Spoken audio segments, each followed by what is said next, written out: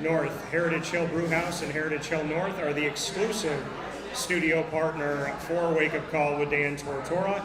And of course, Heritage Hill North, right down the road from CNS and the Northstars. This is our home of our monthly CNS Northstars broadcast. And we are here to preview the CNS Northstars football season with new head coach Jim Ryan. So, Coach, can we give a round of applause for these gentlemen as well as Coach Ryan? Show us what.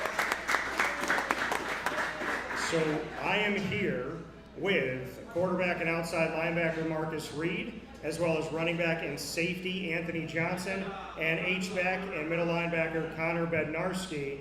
And so, Anthony, you have the mic. We'll start with you. So, I like your hairstyle. Thank you.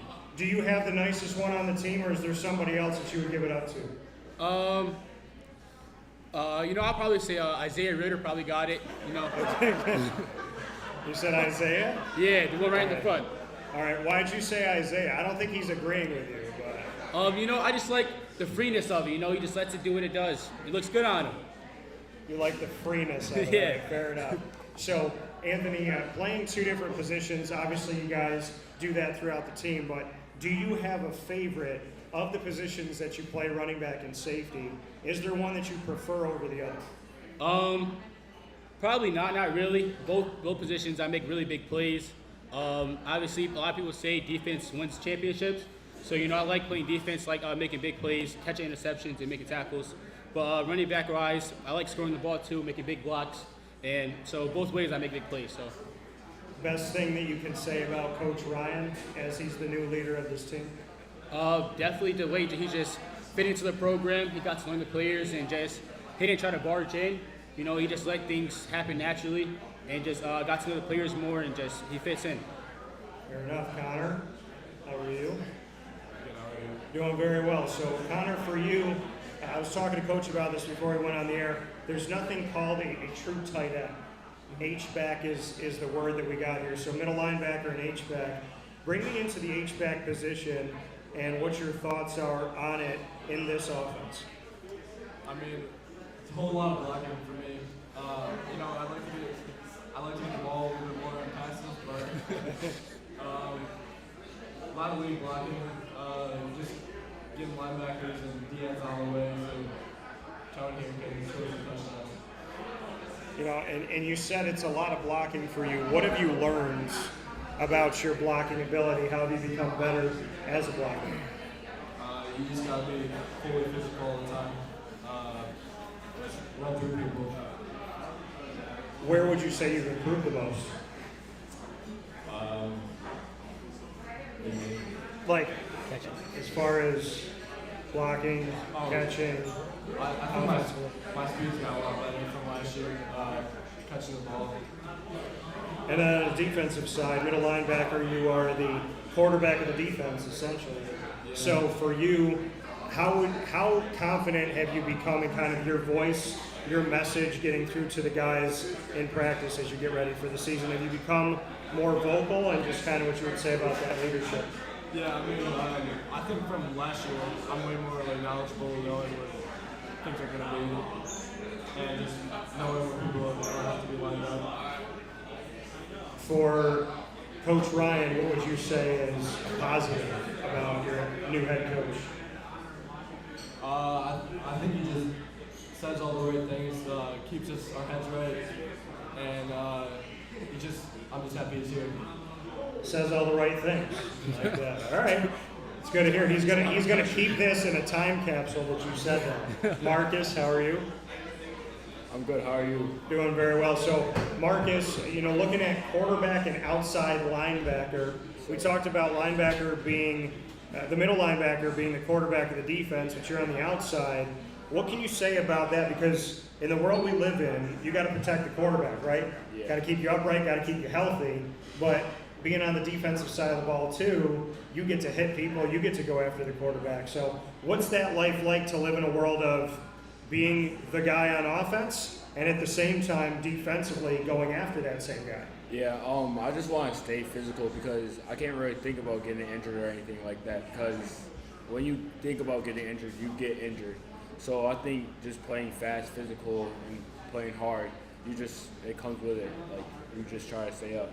I think Anthony left you out of the hairstyle contest here. I think you got pretty good threads going on. I think I'm up there. Yeah, I think you got something. So Marcus, the quarterback position by nature is a leadership role.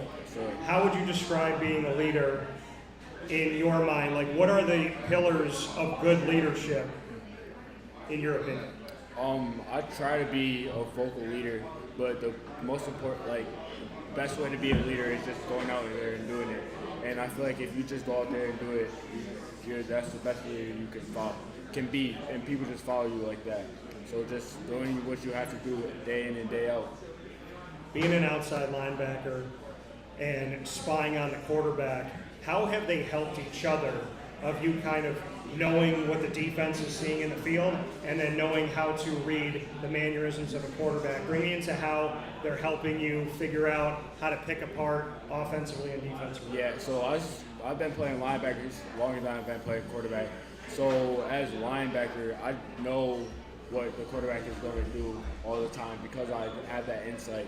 And at quarterback, I always know what the linebacker is going to do too, because I know how I play, and that most linebackers play like me, so they're going to be in the same spots every time. So I just know that, and I can make decisions off of that. Fair enough. Best thing about Coach Ryan so far? I think off what Tone said, he just came in and felt us out, and we were able to feel him out, and we were just able to grow from there. Coach, for you and I got to talk right after you got the job. And Tim Bednarski, who's been awesome, and CNS has been awesome to me over the years.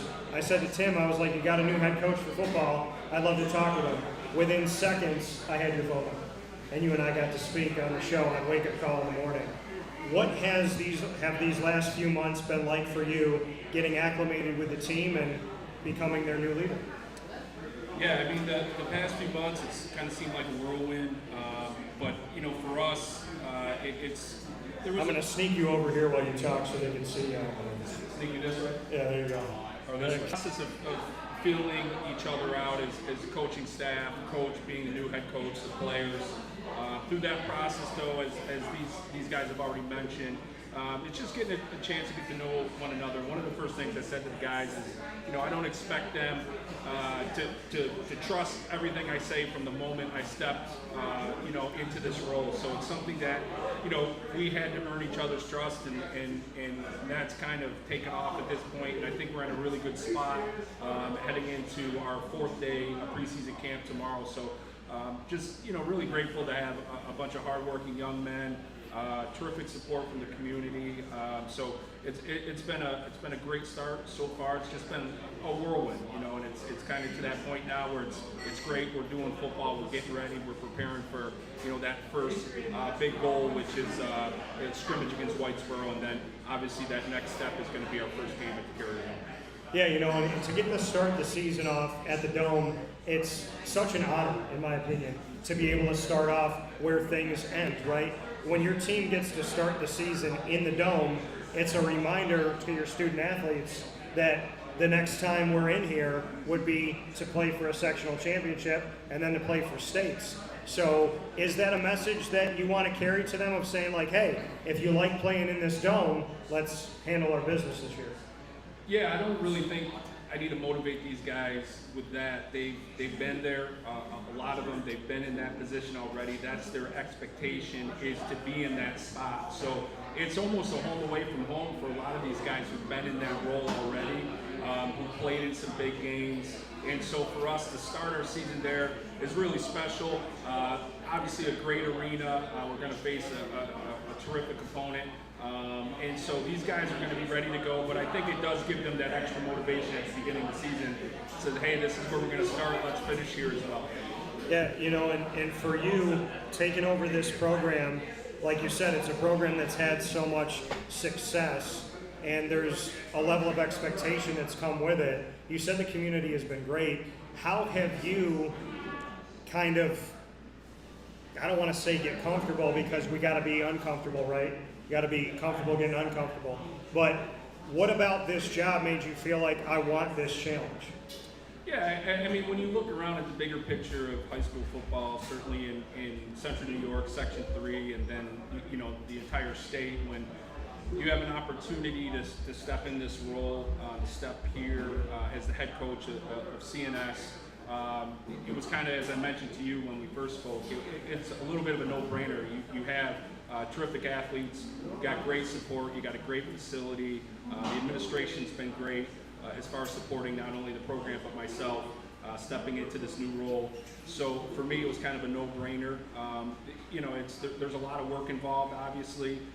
There's a lot of things that go on behind the scenes that the players and certainly the other coaches don't necessarily see all the time. But I just really feel I'm very fortunate, very blessed to be in this position and have an opportunity to lead the program.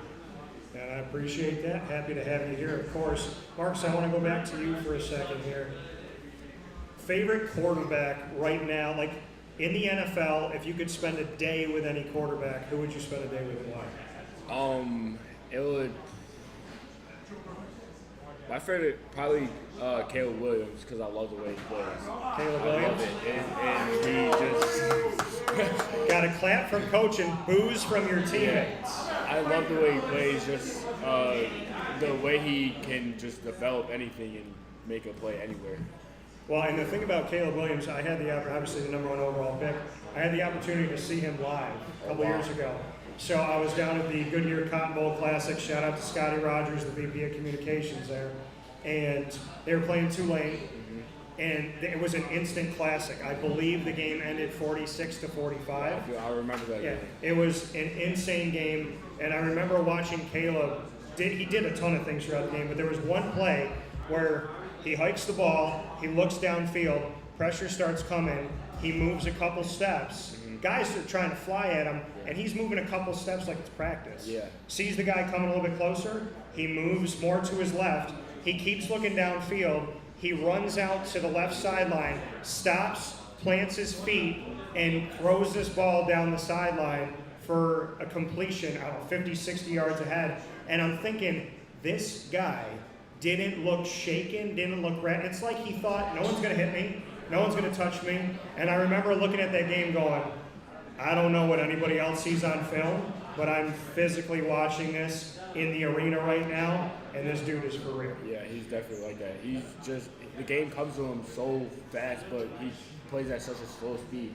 It's crazy how it works, and he's just so composed.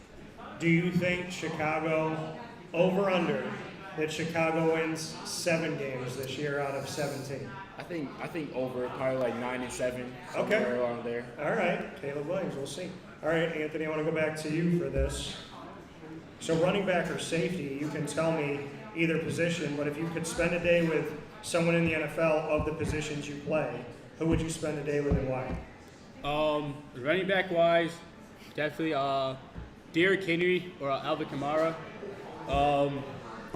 Safety wise, I don't really know too many safeties in the league. Growing up, I played corner growing up really, so I used to watch Deion Sanders all the time. That's all I really watch is Deion Sanders. So But you said Derrick Henry. yeah. Derrick Henry is like 30, maybe 31. Are you surprised that the Titans, I mean, this guy was, I think the last game was against Jacksonville, and he's stiff-arming dudes, knocking guys over. They said he had a bad offensive line, injuries to the offensive line, and he was running all over people, keeping Jacksonville out of the playoffs. Are you surprised that a guy like him wasn't coveted more to stay in Tennessee? Yeah, I thought he was going to stay there for a while, for like his whole career. I was really surprised to see he was even leaving, but I think where he's at now, he's going to do the same thing. So. And Baltimore with Derrick Henry, I think they're a playoff team. Yeah. But are they a Super Bowl contender with Derrick Henry? They definitely have the tools to do it. It's just, are they going to do it? They can get there for sure. Okay. And I'm going to ask you this question since I felt like I was on an island by myself. I interviewed Lamar Jackson when he was at Louisville for a couple years there, and I said going into the league that he would be a quarterback, that I truly believed he had the talent to be an NFL quarterback. I said that to crickets. Now everybody says it. Did you think he was going to be a good quarterback, or are you surprised? No, I knew he was because he played against Syracuse, and I'm just watching the plays and whatnot, watching all the highlights, all the hurdles and whatnot. I was like, yeah, this guy's like, he's legit. You know, he can pass it, he can run it. I don't see why they would think he could play anything else. But I always thought he was going to be a good quarterback. Yeah, I believe that his entire draft profile footage was against Syracuse. Yeah. Which was awful to see. Like, his highlight reel was 95% the Syracuse game. And I know Syracuse fans under Fran Brown are hoping that changes. I think it will. Syracuse does not play Louisville this year, though. All right, so Connor, I'm going to go to you. Middle linebacker, H-back, tight end, you could pick any of that world, but who's the guy that you would spend a day with right now in the NFL? Definitely, I don't know if he's inside linebacker or what, but Luke Kuechly from Okay. Carolina. Luke Kuechly, all right. I like that because Carolina doesn't get a lot of love these days. Why Luke Kuechly? I mean, he was just, like, off the field he was calm, but as soon as he's on he flips the script and he's, like, really smart, knows where offense is going to be able to play, and he's just a dog. Before we get into rapid fire where we get to ask each other anything and y'all get to ask me anything and I have to answer it live to these wonderful people here at Heritage Hill North and to people watching and listening all over the world. We'll do that in a second, but before we go there, Connor, I'm going to stick with you for this. Why should people come out and watch the CNS Northstars this season? What is it about the 2024 campaign that you want people to get on board for? I think we're that we're going to just beat the crap out of teams every week, especially defensively. Teams aren't going to be scoring on us. That's a lot. You said that with a straight face, totally calm. You said some words, and then you looked at me like totally expressionless, like you really believe that. I do. What makes you believe that? You said you don't think teams are going to score that much. What can you say about the rest of the guys on defense with you? I mean, our linebackers are all good. Carson, Anthony, Marcus, obviously, and then all around, all our DBs are good. We're just athletic all over the field. Some excitement here. I like that. This man said some words. I felt that energy. I was like, man, I'm happy I'm not going up against you on Saturday. Well, yeah, on the weekends and whatnot. All right, Friday nights, I should say. So, Anthony, for you, why should people come out and see CNS this season? How do you envision this team? I mean, why would you not? I mean, you see it every year before. You're going to come to a game, you're going to see a show. Like he said, Connor said, we're going to do some things to the teams. We're going to beat a lot of teams by a lot of points. Definitely this year, it's going to be a lot of dogfights. But like I said, CNS is going to come out on top a lot of these games, most of the games, and you're going to see a show every game. So you guys are not shying away from locker room material, right? Saying, we believe this is who we are. Why are you so confident to go out there and say, instead of saying like, we'll see how it all, happens on the field between the lines, why are you so confident to say here today going into the season, now we know what we're about, we know what we're going to do, we know the energy we're going to bring. Why are you happy to put it out there? Because I know the people I'm going to war with next to me are going to fight just how I'm going to fight. Like Connor said, everybody on our team is good. Everybody on our team is going to do their job and get it done right. And they're going to go 110% every play. So I'm not scared to try to go make that big play and whatnot, because I know there's going to be people behind me to do the same thing. I love that. All right, Marcus, those are big shoes to follow from your teammates here, but when you think about this 2024 season and this roster and a bunch of these guys that are right off camera, what are your words when it comes to who you believe the North Stars are right now? This team is just special. There's something special about this team, from the last guy on the roster to the top guy. There's something special, and the team is just going to surprise a lot of people. I know we're underdogs to some certain teams. I'm telling you, we're just going to surprise a lot of people this year and make a state championship run this year. All right, state championship run. Coach Ryan, you heard your student athletes with a lot of confidence going into this season. When you hear them speak the way that they're speaking right now, what's on your mind? It's no surprise to me. I mean, these guys are full of confidence. That's their expectation. It's not they're looking down at any of the opponents that we're going to be playing. They just believe in themselves that much, and they believe in their teammates. And I got that same feeling that Marcus has, is there's something special brewing. And once we continue to keep rolling and keep fine-tuning a lot of things we've been working on, I think we're going to be in great shape, certainly for Game 1 and then the rest of the season. I love that. We're going to jump into rapid fire here with the CNS Northstars football team, previewing the 2024 season from Heritage Hill North on Wake Up Call. To all of you watching and listening around the world, and to all the awesome people that came out here tonight, and of course to the CNS community in general. Coach, you got the first question for me. What do you got? Question for you. Yes, sir. Can we get a potential guarantee that maybe you'll live stream at least from one of our home games? You want me to live stream one of your games at home this season? Sure, even for a half of a quarter. So commentate. Yeah. Be out there for you. Well, I mean, you asked me, let me ask them. Do y'all want me to come out to one of your games and broadcast for you? I think you can do a little bit better than that. CNS, do you want me to come out and broadcast for you or what? To be honest, I appreciate y'all. I have for many years. I'll be happy to come out. So let's figure out. And if I give you my word, as we talked about off the air, if I give you my word, I'm keeping it. So let's find a day in the schedule, and I'd be happy to come by.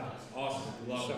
Be happy to do that. So, and I said there's been some things, moving parts that have been moving around in my life of places I've been traveling and some things that are changing. And my mom said something to me. She said, don't get mad when God turns you.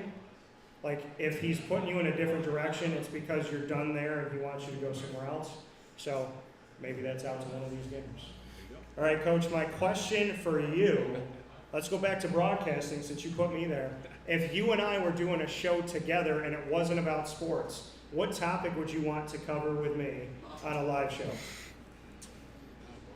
Good question. I don't know. How about something music related? Okay. What's your genre? Where are you at? All over the place. Same for me. Same for me. So we can do a little bit of everything. And Mashups. each week could be something different. Yeah. We could talk about how music was really, really good until like 94.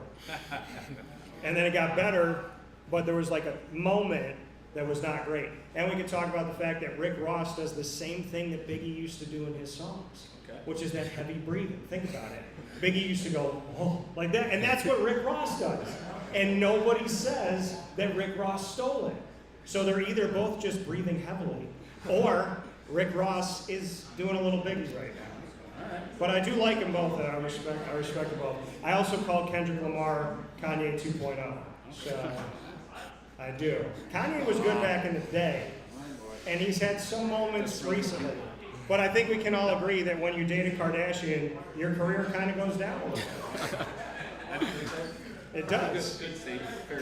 I said, as soon as they said him and Kim were getting divorced, I said, thank goodness Kanye's music's going to be good again.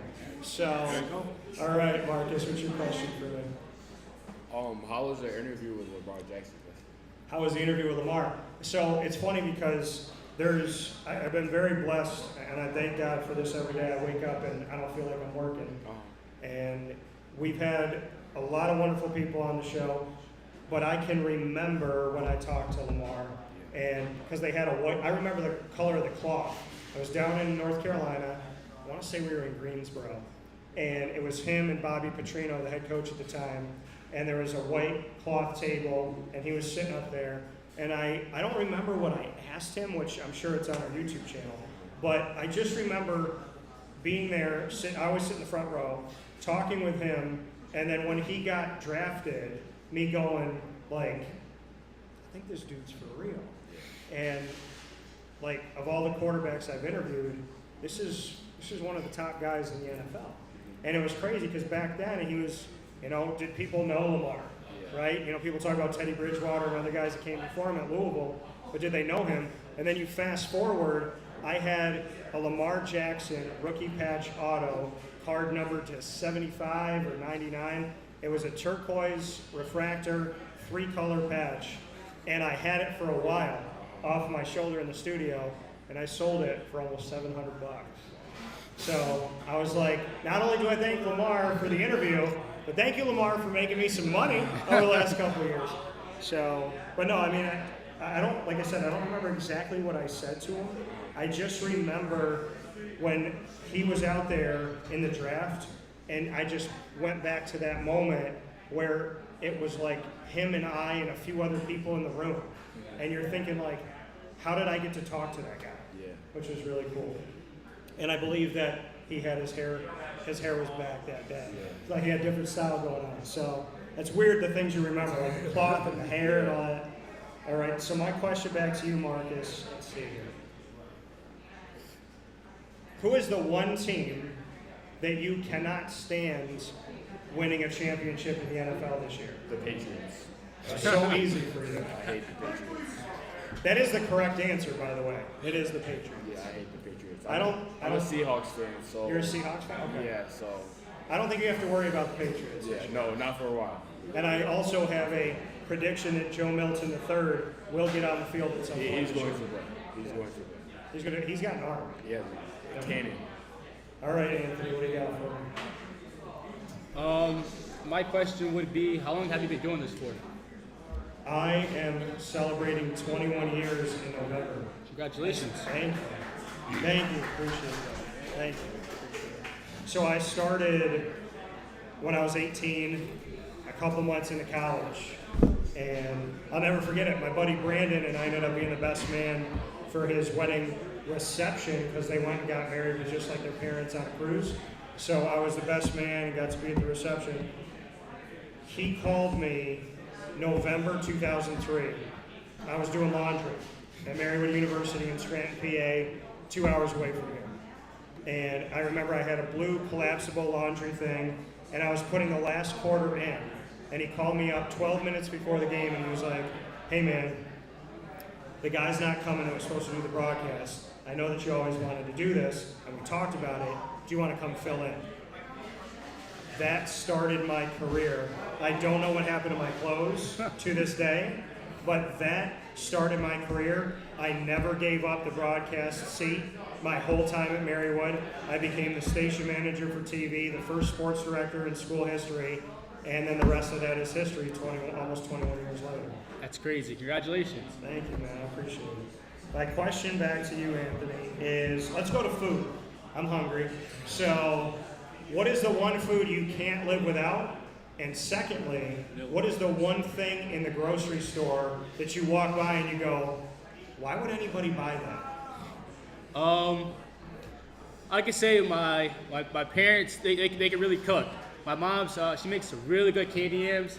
So like, she'll be cooking on a Sunday or something like that. And my first question, you making candy yams? And my dad's, his Alfredo is really good. So those are definitely two foods I cannot live without.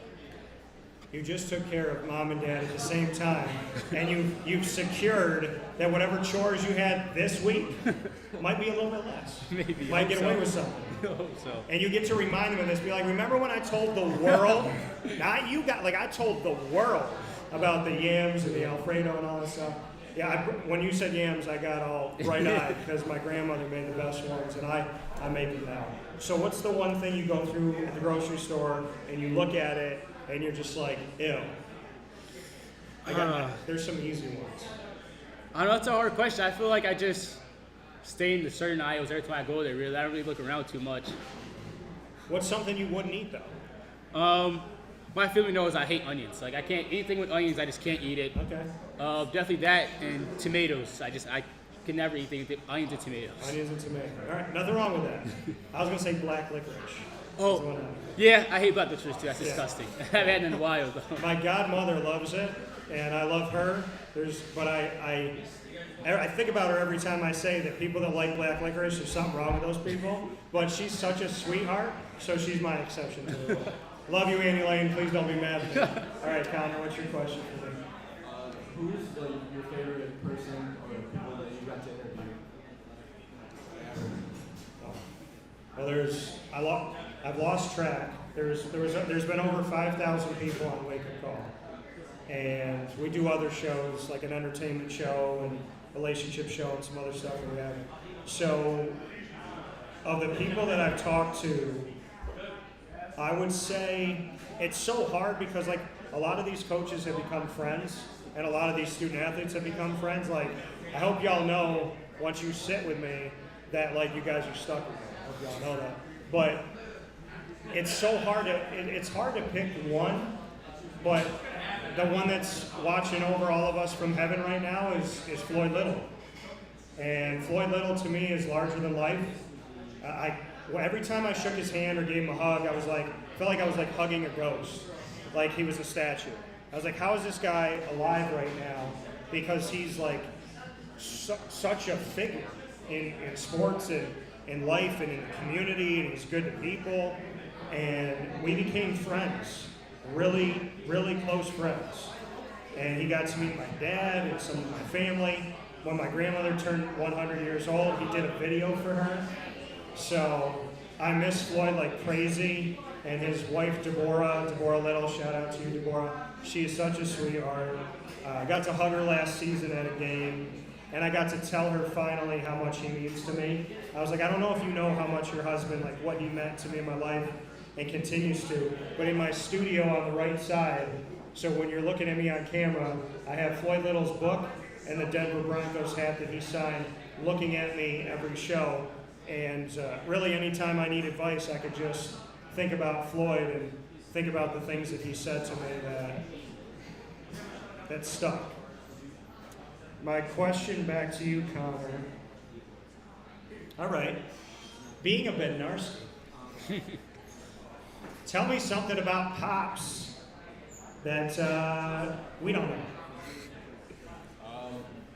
He wakes up at 3 o'clock in the morning for no reason. He apparently goes to the gym. I don't know what he's doing. So he wakes up at 3 o'clock in the morning. Yeah. And then does he go back to bed or no? No, he gets up ready for the day. He gets up ready for the day at 3 o'clock. I can confirm that. All the time? All the time. Oh my God. I get emails at about 3:45. About what? You know, stuff for the day. Stuff for the day. Wow, 3 o'clock in the morning. Yeah. Oh my goodness. Is there anybody else who's the early riser besides your dad? I guess me. You? If I don't go to bed too early, I wake up around 7, 8. Okay, all right, not bad. Yeah. So, Tim, I don't know what you're doing at 3 o'clock in the morning, but I don't want to tell him that sometimes. See, he's waking up. That's when I'm going to sleep. Yeah. Like last night, there was something wrong. When you update software and then something just stops working always. So last night I was up past 3 o'clock in the morning trying to fix it, and then I went to bed and had like these really weird dreams. Like when you're tired and you just dream. I think I dreamt about like aliens. I've been dreaming about alien abductions, and it's terrifying. Because the state of this country, I'm like, did it happen? Did it not happen? And feel more normal, I think, if an alien abduction happened than what's going on right now. So it's, it was very unnerving last night. So you can tell your dad when you go home that I was going to bed when he was getting up. So for Connor, Anthony, as well as Marcus, Coach Ryan, we're going to be back with more from Heritage Hill North right here on 628 South Main Street in North Syracuse, the home of our CNS Northstars monthly broadcast and our exclusive studio partner here and at Heritage Hill out in Pompey.